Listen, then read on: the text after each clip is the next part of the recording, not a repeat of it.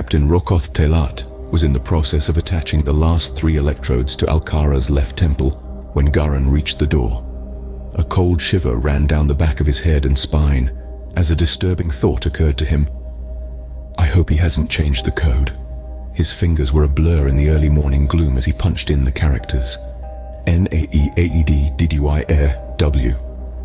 The armor-plated, automated sliding doors opened with a hushed sound. Gharan immediately evaluated the scene in front of him. His wife of 9 years was restrained on a table with his commanding officer and personal archenemy, holding a wire that ended in a small metal cup and ran to an open white case on a trolley. His eyes met those of Captain Telat. The superior officer's thoughts transformed at that moment from megalomania and lust to abject fear.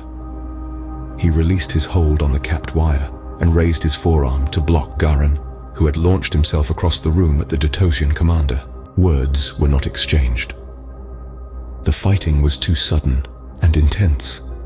Both combatants were fiercely motivated by Alcara, who was struggling to scream through her newly fitted gag.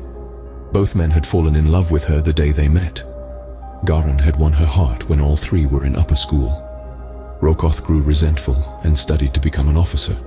Sometime later, Gharan joined the Detosian Grand Army and was posted to the 7th Light Infantry. Unfortunately, this was where the then Lieutenant Telat was stationed. Rokoth Telat had done everything possible to make both of their lives unbearable. He had denied Gharan leave for months on end. He had AD charged with offenses that he never committed. Gharan's men always got the most dangerous missions, and these were poorly planned.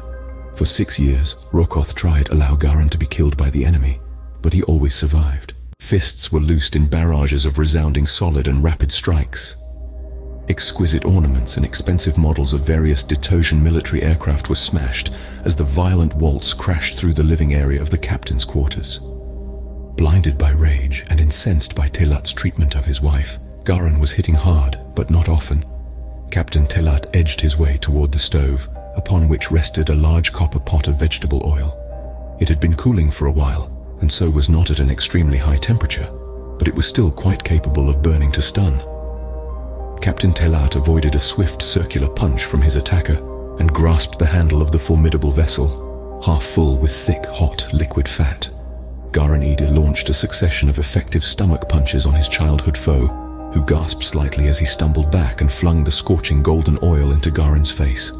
Despite the rage that he felt, Gharan staggered a half-pace back.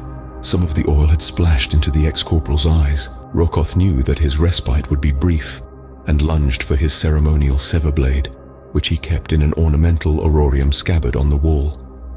That was when Arajakal entered the room silently.